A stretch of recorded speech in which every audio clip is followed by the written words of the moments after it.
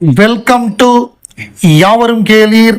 உலகநாயகன் கமல்ஹாசன் அவர்களுக்கு இனிய பிறந்தநாள் வாழ்த்துக்கள். உலகநாயகன் கமல்ஹாசன் பிறந்தநாள்ல KH-237 அந்த படத்துடைய குழு அனௌன்ஸ்மெண்ட் அப்படி இருக்கும் அப்படின்னு சொல்லியிருந்தோம்.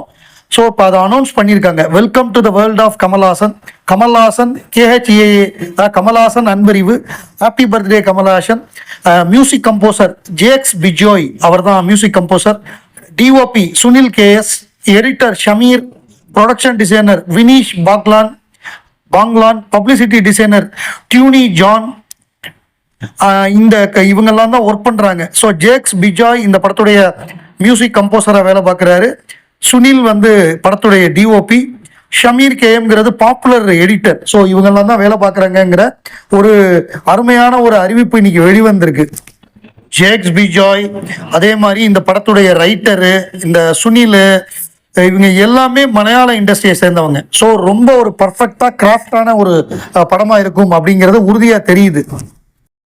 வெல்கம் டு யாவரும் கேளீர்.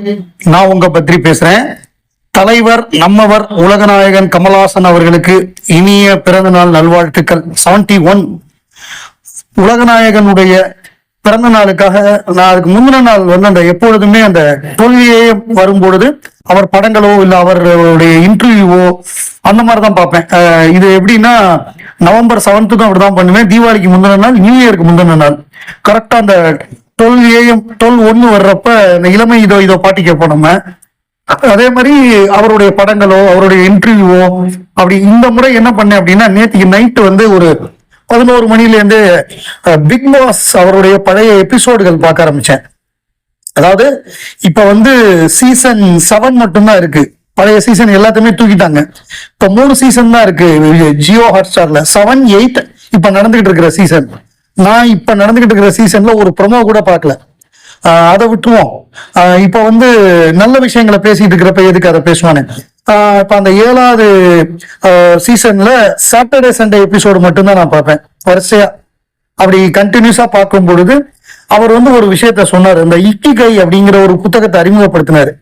அந்த இக்கிகை அப்படிங்கிற புத்தகம் என்னன்னா, ஜப்பான்ல இருக்கக்கூடிய ஒரு பர்டிகுலர் தீவுல அவங்களுடைய வாழ்க்கை 110, 120 வயசு, 130 வயசுலாம் வாழ்றாங்க. அந்த ஒரு இடத்துல மட்டும் இந்த Japanese secret to long and happy life. அதான் லாங்கா இருக்கிறது மட்டும் இல்ல, ஹாப்பியா இருக்காங்க. அது ரிவர்ஸாவும் சொல்லலாம். ஹாப்பியா இருக்கிறதுனாலதான் லாங்கா இருக்காங்க. ஒக்கினோவா அப்படின்னு ஜப்பான்ல இருக்கக்கூடிய ஒரு ஐலாண்ட்ல. அதுக்கு என்ன காரணம்னா, இப்ப எல்லாருக்குமே நாளைக்கு எந்திரிக்கணும், காலையில எந்திரிக்கணும்னா, தூங்கி எந்திரிக்கணும்னா ஒரு பர்பஸ் வேணும் லைஃப்ல. அது நமக்கு பிடித்த ஒரு பர்பஸா இருக்கணும். அதனால மற்றவங்களுக்கு உதவியா இருக்கணும். ஸோ அப்படி பண்றதுனாலதான் அவங்களோட லைஃப் லாங்கா இருக்கு, ஹாப்பியா இருக்கு. எல்லாமே 110, 120 வயசுலாம் வாழ்றாங்க அப்படின்னு ஒரு அந்த புத்தகம் தான் இக்கிகைங்கிற புத்தகம். ஸோ அதை பரிந்துரை பண்ணிட்டு உலகநாயகன் என்ன சொன்னார்னா, என்ன பல பேர் கேட்பாங்க, நீங்க ஹாலிடேல என்ன பண்ணுவீங்க, ஒரு சண்டேல என்ன பண்ணுவீங்க, இல்ல ஒரு ஹாலிடே டூர் போனா என்ன பண்ணுவீங்க அப்படின்னு. நான் கடந்த 35 வருஷமா ஹாலிடேயே எடுத்தது இல்லை அப்படின்னு ஆச்சரியமா பார்த்தாங்க. ஏன்னா நான் எனக்கு பிடிச்ச விஷயத்த தான் செய்யறேன், நான் ஹாலிடேல தான் இருக்கேன், எனக்கு பிடிச்ச விஷயத்த தான் செய்யறேன், அதுக்கு சம்பளம் வேற தர்றாங்க அப்படின்னு ரொம்ப அழகா சொன்னார். அதாவது நமக்கு எது பிடிச்சதோ அந்த விஷயத்த ஜாபா எடுத்துக்கிட்டோம்னா நமக்கு சலிப்பே தட்டாது. நமக்கு அதுல புதுசா பண்ணணும், அதுல இன்னோவேஷன் பண்ணணும்னு தோணும். அப்படிதான். அதனாலதான் உலகநாயகன் இவ்வளவு மிகப்பெரிய ஒரு நாயகனா இருக்காரு. உலகநாயகனை பொறுத்தவரை ஒரு பேட்டியில குறிப்பிட்டிருப்பாரு. இது ஜெய்பீம் மணிகண்டன் சொன்னாரு. என்னன்னா, ஒரு நடிகன் காணாமல் போவதற்கு ஒரு வெற்றி, ஒரு தோல்வி, ஒரு பேங்க்ரப்ட், ஒரு டைவர்ஸ். ஒரு வெற்றி அப்படின்னா என்னன்னா, ஒரு படம் ஓடுனதுன்னு வைங்க, அதே மாதிரி தொடர்ச்சியா அதே மாதிரி கதைகளா எடுத்து அந்த ஹீரோவை காலி பண்ணிடுவாங்க. இதற்கு நிறைய உதாரணம் இருக்கு. நான் எந்த ஒரு தனிப்பட்ட நடிகரோட பேரையும் சொல்லி அந்த நடிகரை காயப்படுத்த விரும்பல. நம்பர் 1. அதே மாதிரி ஒரு தோல்வி போதும். நம்ம பார்த்திருக்கோம், ஒரு தோல்வியினால மொத்தமா நடிப்பை விட்டுட்டு வேற ஒரு தொழிலுக்கு போன ஆட்கள்லாம் நம்ம பார்த்திருக்கோம். அதே மாதிரி ஒரு பேங்க்ரப்ட், ஒரு சொந்த படம் எடுத்து கைய சுட்டுக்கிட்டு அதுக்கப்புறம் கடனை வாங்கி அதை அடைக்க முடியாம காணா போன எத்தனையோ பேர் நமக்கு தெரியும். அவங்க பெரிய நடிகர்கள் தான் கூட இருக்காங்க. அவங்க தயாரிப்பு பெரிய நடிகர், பெரிய இயக்குனர், பெரிய குணச்சித்திர நடிகர், அவங்க எல்லாம் தயாரிப்பு கம்பெனியை மூடிட்டு போயிட்டாங்க. இதெல்லாம் நமக்கு தெரியும். இது எல்லாமே இருந்தும் அதாவது கமலஹாசனை பொறுத்தவரையே பெரிய வெற்றியை பார்த்தவர், பெரிய தோல்வியை பார்த்தவர், பேங்க்ரப்ட பார்த்தவர், டைவர்ஸ பார்த்தவர். இது எல்லாத்தையும் தாண்டி அவர் இன்னைக்கு நிக்கிறாருன்னா அதற்கு காரணம் அவருடைய திறமை, ஸ்கில். அந்த ஸ்கில் எப்போதுமே அழியாதுல்ல. இப்ப கமலுக்கு இருக்கக்கூடிய நடிப்பு திறமையோ அவருடைய தமிழ் சொல்வன்மையோ குறையாதுல்ல. இப்ப எதுவுமே இல்ல, கையில பணமே இல்லைன்னா கூட கமல் பாருங்க, அவருக்கு இருக்கிற திறமையெல்லாம் அவர் பிக் பாஸ் பண்ணி தன்னால அவர் சர்வை பண்ண முடியும்னு காமிச்சாரு பாருங்க.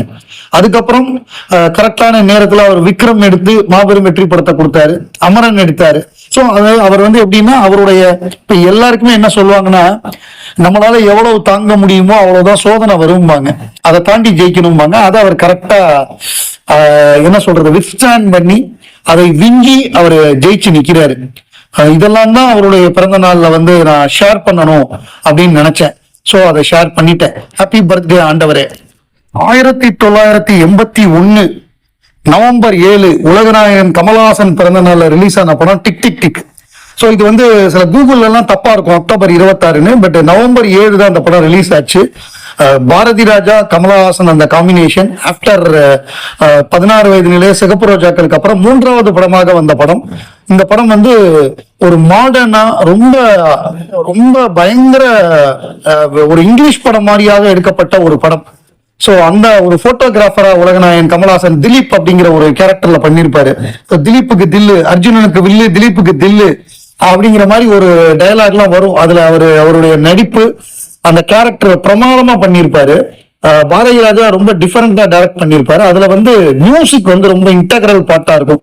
ஏன்னா அந்த அழகிகள் அவங்களுடைய லைஃப காமிக்கிற மாதிரி பெரிய ஹோட்டல்ஸ், அதுல வரக்கூடிய பாட்டு, நேற்று இந்த நேரம் அந்த பாட்டா இருக்கட்டும், பூ மலர்ந்திரன் நடமிடும் பெண்மையிலே அந்த பாட்டா இருக்கட்டும், எல்லா பாட்டுமே பயங்கரமா இருக்கும். இது ஒரு நிலாக்காலம், அந்த மாதிரி வரிசையா எல்லாமே ஹிட்டான பாடல். இந்த படத்தை பொறுத்தவரை இந்த படம் அபவ் ஆவரேஜ் ஹிட் அப்படின்னு சொல்லலாம். இந்த படம் ஹிந்திலையும் ரீமேக் பண்ணாங்க கரிஷ்மா அப்படிங்கிற நேம்ல. இதுல என்னன்னா எனக்கு ரொம்ப பிடிச்சது இந்த படத்திலேயே கமலஹாசன் அவ்வளவு அழகா இருப்பாரு. அந்த பாட்டு, இந்த பூ மலர்ந்திட நடமிடும் பெண்மை இல்லைங்கிற பாட்டை பாரதி ராஜா பிக்சரைஸ் பண்ணிருப்பாரு. அந்த மாதிரி ஒரு பாட்டு, இந்த மாதிரி ஒரு பிக்சரைசேஷனை நீங்க பார்க்கவே முடியாது. பார்க்காதவர்கள் அதை பாருங்க. இப்ப அதை பார்த்துட்டு தான் நான் நடுவுல இந்த ஸ்கிரீன்ஷாட் எடுக்கிறதுக்காக அந்த பாட்டை பார்த்தேன். அதுல அந்த கமல் மாதவியோடைய அந்த ஒரு கெமிஸ்ட்ரி, அவங்க மேடையில ஆடுவாங்க, இவர் போட்டோகிராஃபரு, இவர் கற்பனை பண்ணுவார் கிட்டக்க போய் போட்டோ எடுக்கிற மாதிரி. அவரோட சேர்ல உட்கார்ந்துருவாரு. அவங்க பார்க்க ஆரம்பிச்சோன்னு இவர் அதுக்கு ஒரு கற்பனையில இவர் பாடிடுவாரு. எல்லாம் ஆடியன்ஸ் எல்லாம் இவரை கலாட்டா பண்ணுவாங்க உட்கார சொல்லி. இவர் உட்கார்ந்ததுக்கு அப்புறம் அந்த கற்பனை சிறகு விரிச்சு ஓடும். அதுல வரக்கூடிய பாடல் தான் இது. அதுல கடைசியா அந்த பாட்டு முடியிறப்ப இவர் போட்டோகிராஃபர் டார்க் ரூம்ல வரிசையா மாதவியுடைய எல்லா சைஸ்லயும் போட்டோவை டெவலப் பண்ணிட்டு உள்ள டான்ஸ் ஆடிட்டு இருப்பாரு. பூ மலர்ந்துல நடமிடும் பெண்மையிலே ஐ லவ் யூன்னு ஜேசுதாஸ் வாய்ஸ்ல பிரமாதமான பாட்டை பாடிட்டு இருப்பாரு. அங்க இவருக்கு போன் வந்துகிட்டே இருக்கு, எங்க ரிப்போர்ட்டர் போட்டோகிராஃபர் எங்கன்னு போன் மேல போன் நம்ம தேங்காய் சீனிவாசனுக்கு வரும். அவர் பார்த்துட்டு அவர் கொடுக்கக்கூடிய ரியாக்ஷனு, இந்த மாதிரி ஒரு பாட்டு பிக்சரைஸ் பண்றதுக்கே பாரதி ராஜாவை நம்ம பாராட்டணும்.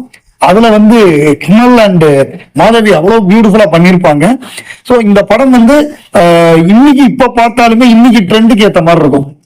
அதாவது ஒரு வைரக்கடத்தெல்லாம் மாட்டிக்கிட்டு அதுல இருந்து எப்படி கமல் தப்பிக்கிறாரு ஒரு போட்டோகிராஃபர், அவர் தெரியாதனமா ஒரு பிரச்சனையில மாட்டிக்கிட்டு அதுல இருந்து அவர் எப்படி தப்பிக்கிறாருங்கிறது தான் படத்துடைய ஒரு ஒன்லைனு. பிரமாதமா இருக்கும்.